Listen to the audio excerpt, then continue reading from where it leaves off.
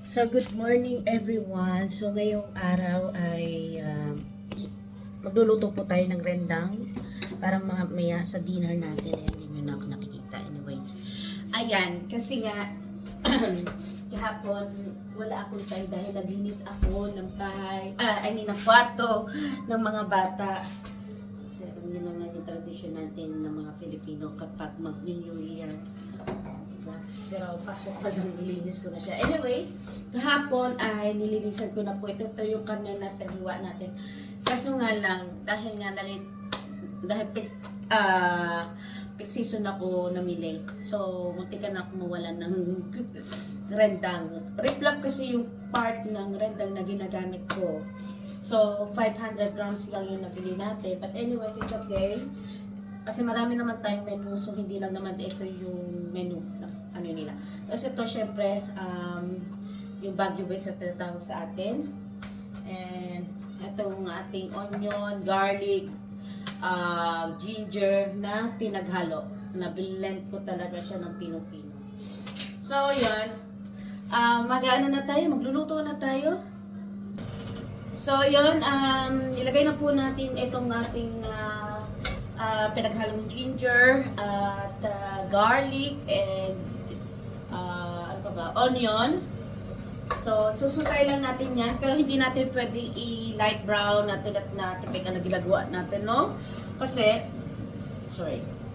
papait yung lasa. So bago natin pagkahalo lang natin siya sa mantika, ilagay na kagat natin siya ng paprika.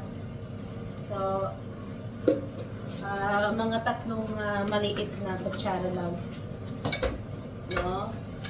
So, ang kagandahan naman sa pagluluto ng rendang is very no preservative niya, diba?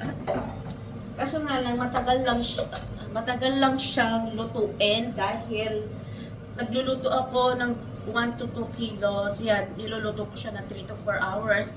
But since kalahating kilo lang naman yung nabili natin, so I hope 2.5 hours is luto na to. Kasi mas masarap to kapag, alam mo yun, kapag medyo naluto mo talaga siya ng 2 days before. Yan, mas masarap yung lasa niya talaga. So, tignan natin. Ganito texture lang ang gusto ko, tapos ihahalo na natin ang ating karne.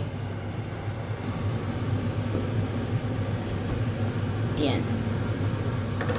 So, nahugasan na natin siya kahapon at hiniwa-hiwa na natin siya. Haluin lang natin siya ng maigi. Haluin lang natin siya. So, paalis na yung biyanan ko. Pero sabi ko, magkape muna siya bago siya umalis. Kasi 2 hours po siya magdadrive papuntang Limbero.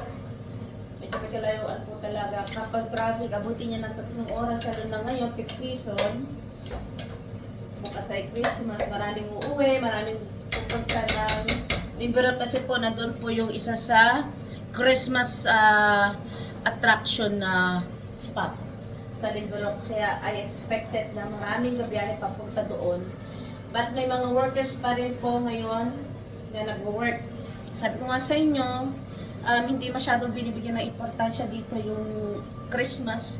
Mostly talaga is yung New Year at saka yung Sinterklaas na ginap natin noong December 6. So, wait lang natin. Lagyan lang natin siya ng tubig. It's okay. Doesn't matter kung ilang tubig yung ilalagay nyo kasi pakukuluan lang naman natin siya sa loob ng 2 oras. So, see you later. Say, Dak Oma! Feel pleasure, Oma! Dak dak. Duduk! Say, kuda rice, Oma! Sarah, kibit na siya. Duk duk. Swaya Oma, swaya. Tak Oma.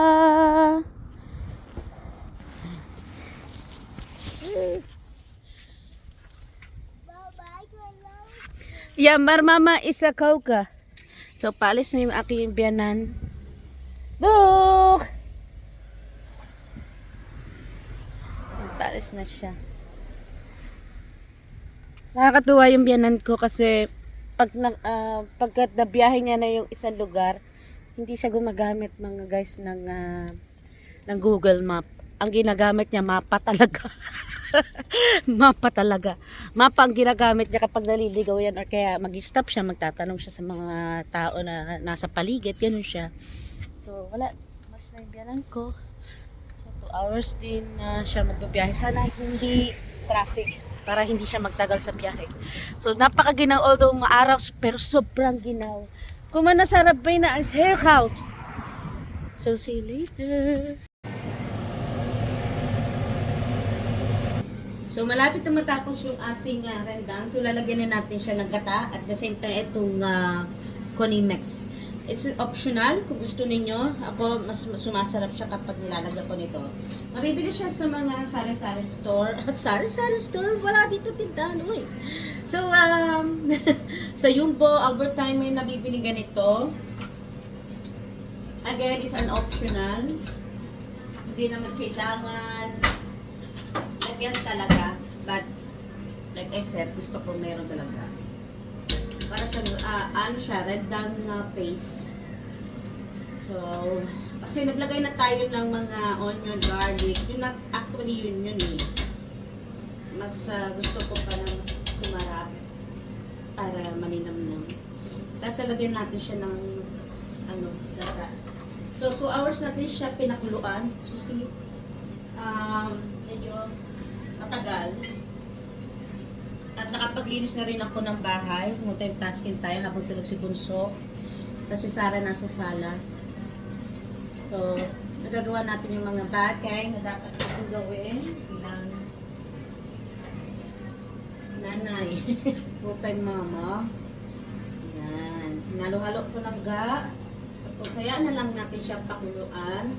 Tapos, optional din kung gusto niyo siya lagyan ng boiled egg. Nilalagay po rin siya ng boiled egg kapag isa-serve ko na. Pero sabi ni Habi, mas masarap daw kapag yung egg mismo is ihahalo na dito. Kailangan boiled po siya ha. So, yan. Pakukuluan lang natin siya in a medium heat para yung pinaka-oil niya is lumabas. Yun ang pinaka-masarap. Pag lumalabas yung pinaka-oil niya. No? So, yun. So, see you later.